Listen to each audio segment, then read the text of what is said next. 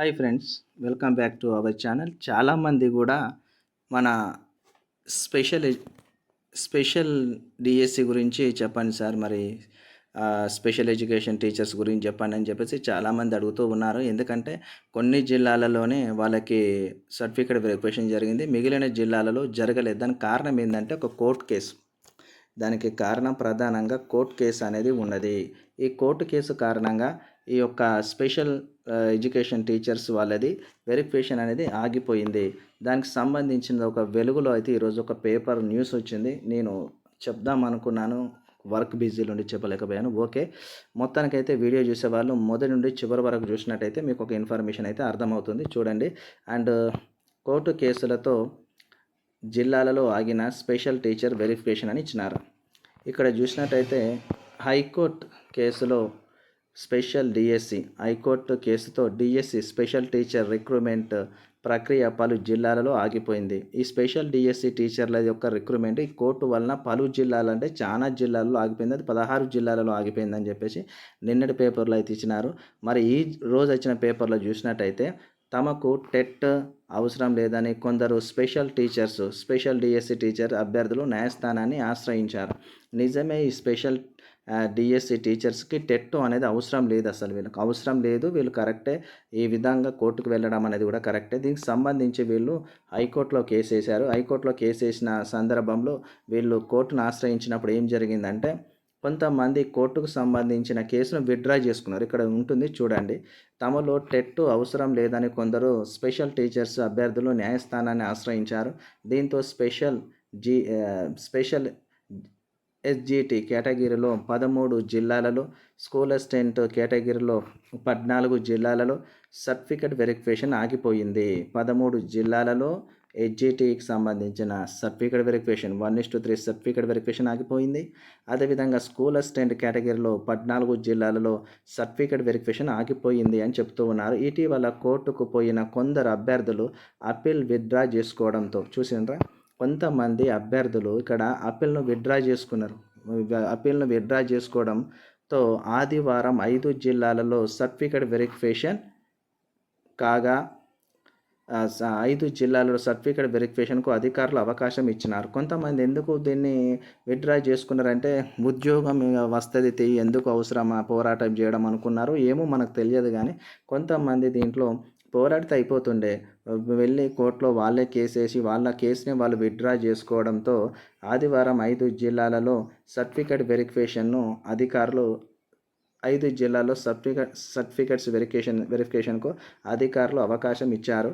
కాగా ఈ నెల 2 నుంచి 5 వరకు డిఎస్సి, ఈ నెల 2 నుంచి 5 వరకు డిఎస్సి 2024 జనరల్ రిక్రూట్మెంట్ పోస్టులకు 1:3 చొప్పున సర్టిఫికేట్ వెరిఫికేషన్కు 25,924 మంది అభ్యర్థులు హాజరవగా 24,000 ఇక్కడ చూసినట్టయితే 25,000 1:3 చొప్పున సర్టిఫికెట్స్ వెరిఫికేషన్కి 25,924 మంది అభ్యర్థులను పిలవగా దీనిలో కేవలం 24,466 మంది అటెండ్ అయినట్లు అధికారులు తెలిపినారు.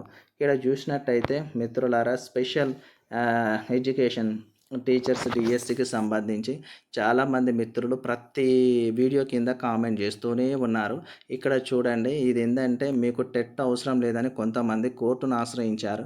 కోర్టును ఆశ్రయించిన కారణంగా 13 జిల్లాలలో ఎస్జిటికి కేటగిరీలో సర్టిఫికేట్ వెరిఫికేషన్ ఆగిపోయింది. 14 జిల్లాలలో సర్టిఫికేట్ వెరిఫికేషన్ అనేది స్కూల్ అసిస్టెంట్లో ఆగిపోయినాయి. కొంతమంది ఎవరైతే కోర్టులో కేసు వేసినారో మళ్ళీ వాళ్ళే ఏమనుకున్నారో మనకు తెలియదు, కానీ వాళ్ళ యొక్క కోర్టు సంబంధించిన ఫిర్యాదును విత్డ్రా చేసుకున్నారు.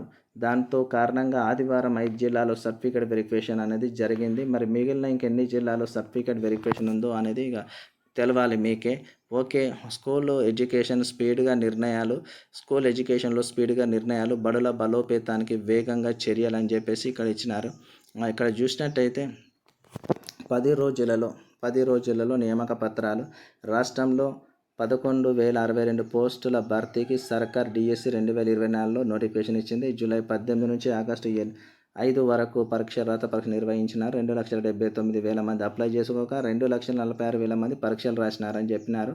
గత ఏడాది డిస్ 13 గత ఈ నెల 10న జనరల్ ర్యాంకింగ్ లిస్టు రాగా మరుసటి రోజే 1:3 ప్రతిపాదన సర్టిఫికేట్ వెరిఫికేషన్ ఇవ్వడం అనేది జరిగింది. కాబట్టి ఇదంతా ఒక పెద్ద సాహసోపేతకంగా గొప్ప విషయము అనే విషయమని ఈయన ఎక్కడైతే రాయడం జరిగింది. ఇది నేను ఎందుకు చెప్తూ ఉన్నానంటే ఇక్కడ చూసినట్టయితే మోడల్ స్కూల్స్ గురించి కూడా ఒక టాపిక్ వచ్చింది. దానికోసమని నేను తీసుకొచ్చినాను. ఇక్కడ చూడండి మోడల్ స్కూల్స్ గురించి. ఇక్కడ చూడండి మోడల్ స్కూల్స్ గురించి 11 ఏళ్ల తర్వాత మోడల్ స్కూళ్ళ టీచర్ల బదిలీ. రాష్ట్రంలో మోడల్ స్కూల్ టీచర్ల బదిలీలపై సర్కార్ నిర్ణయం. వందలాది మంది టీచర్స్ కుటుంబాల్లో ఆనందం. ఉమ్మడి రాష్ట్రంలో 2013-14 విద్యా సంవత్సరం రిక్రూట్మెంట్ ఆ స్కూళ్ళలో ఇప్పటివరకు కొనసాగారు. సీనియారిటీ అంశంతో హైకోర్టులో కేసులు, బదిలీ, ప్రమోషన్లు ఆగిపోయాయి. 20 రోజుల క్రితం బదిలీలపై అనుసరించిన విధానాలు చెబుతూ హైకోర్టు తీర్పు ఇచ్చింది. దీంతో అప్పటికే బదిలీల ప్రక్రియ అంతా రెడీగా ఉండడంతో మరుసటి రోజు బదిలీలు నిర్వహించారు. 11 ఏళ్ల నుండి ఒకే చోటగా ఉండిపోయిన 89 principals and post graduate teachers 1923 మంది, ట్రైనింగ్ టీచర్స్ 745 మంది బదిలీ అయ్యారు. ప్రస్తుతం మోడల్ స్కూల్ టీచర్ల ప్రమోషన్లు ఇచ్చేందుకు విద్యాశాఖ కసరత్తు చేస్తుంది. అంటే ఇక్కడ ప్రమోషన్స్ ఇచ్చినారు కాబట్టి ఇక్కడ కూడా ఖాళీలు ఏర్పడే అవకాశం ఉందని కూడా పేపర్లు ఇచ్చినారు అందుకోసం. అండ్ ఇక్కడ ఇంకోటి చూసినట్టయితే ఇక్కడ ఇంకో విషయం, ఇంకో వార్త చూసినట్టయితే మరో 1000 కేజీబీవీ పోస్టుల భర్తీ. రాష్ట్ర వ్యాప్తంగా ఉన్న కేజీబీవీలు పనిచేస్తున్న 2 ఏళ్ల సర్వీస్ పూర్తి చేసుకున్న టీచర్లు ప్రభుత్వం బదిలీ చేసింది. తద్వారా సుమారు 500 మంది బదిలయ్యారు. అనంతరం కేజీబీవీలో ఖాళీగా ఉన్న సుమారు 1000 పోస్టుల భర్తీ చేసుకోవాలని స్కూల్ ఎడ్యుకేషన్ డైరెక్టర్ నరసింహారెడ్డి డిఓలకు ఆదేశాలు జారీ చేశారు. ఇది కూడా వచ్చింది. ఓకే, చూసినాం కదా. ఇవన్నీ కూడా అంటే ఆటోమేటిక్గా కొన్ని ఖాళీలు అనేవి ఏర్పడుతున్నాయి. దాని కారణంగా మళ్ళీ మనకు నెక్స్ట్ జాబ్ క్యాలెండర్లో ఉద్యోగ అవకాశాలు ఉండే అవకాశం అయితే ఉంది. ఇక్కడ చూసినట్టయితే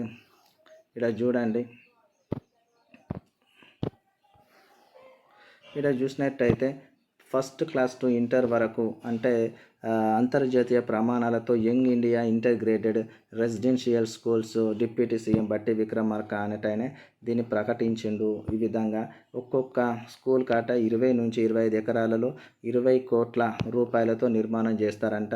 ఈ నెల 11న అంటే ఇప్పుడు అక్టోబర్ 11న 20 స్కూళ్లకు శంకుస్థాపన చేస్తారు. ఈ ఏడాది మొత్తంగా 5,000 కోట్లతో రూపాయలు ఖర్చు చేసి నిర్మిస్తారంట.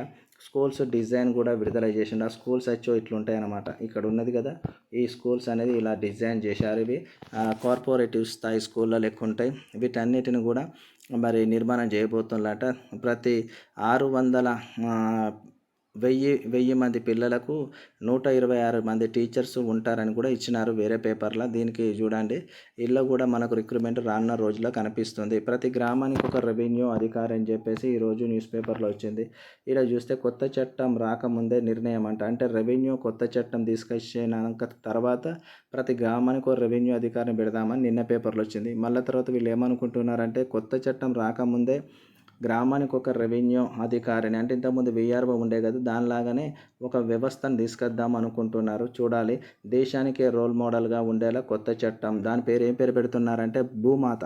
ఇంతకుముందు మనకు ధరణి ఉంది కదా, దాని పేరే భూమాతగా పెట్టబోతున్నారు.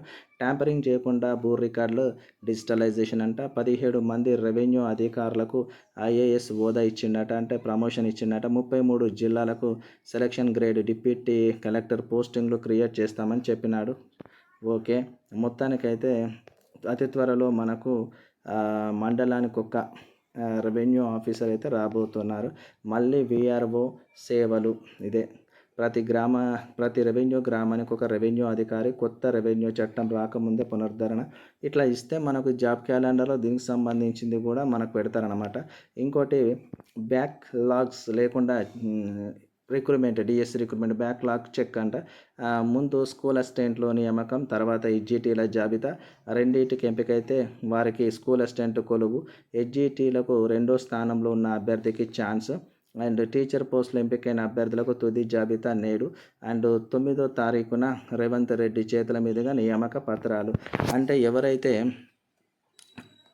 ఇద్దరికి ఎవరికైతే 2 జాబులొస్తాయో వాళ్ళకట మొదటగా స్కూల్ అసిస్టెంట్ అవకాశం ఇస్తారు. తర్వాత ఈ జీటీ జాబితాలో ఆయనకు గూడా ఉద్యోగం వస్తది గదా! ఆయన వదులుకున్న తర్వాత నెక్స్ట్ ఆయన తర్వాత ఎవరైతే ఉంటారో ఆ అభ్యర్థికైతే అవకాశాలుంటాయని జెప్పేసి అంటున్నారు. ఇయాల అన్నా రేపన్నా 1:3 పికప్ లిస్ట్ అనేది ఉంటుంది జూసారా? 1:1 ఆ 1:1 అనేది ఈ డిసైడ్ జేస్తది సీఎం రేవంత్ రెడ్డి చేతుల మీదుగా నియామక పత్రాలు అందించుతారనమాట. ఓకే. ఈరోజొచ్చినయి ఇవన్నీ గూడా మనకు వివిధ దినపత్రికలో వచ్చిన న్యూస్ అనమాట. ఓకే. ఛానల్ చూసిన ప్రతి ఒక్కరు లైక్ చేయండి, కామెంట్ చేయండి, సబ్స్క్రైబ్ చేయడం మాత్రం మర్చిపోకండి. ఖచ్చితంగా కొత్త టీచర్స్ అందరికీ గూడా 9వ తారీఖు అక్టోబర్ 9వ తారీఖు రేవంత్ రెడ్డి చేతుల మీదుగా నియామక పత్రాలు హైదరాబాద్‌లో ఎల్‌బీ స్టేడియంలో ఇవ్వబోతున్నారు. అందుకు చాలామందైతే హ్యాపీగా ఎదురు చూస్తూ ఉన్నారు. ముఖ్యమంత్రి నిన్నటి రోజున గూడా వ్యవసాయ శాఖ అధికారులకు ఇంకా కొంతమందికి గూడా అదే ప్లేస్‌లో ఇవ్వడం జరిగింది సెక్రటరేట్‌లో. అదే విధంగా ఇప్పుడైతే వీళ్ళకి గూడా ఇవ్వబోతున్నారు. 9వ తారీఖు టీచర్స్‌కి. Okay. Thank you so much.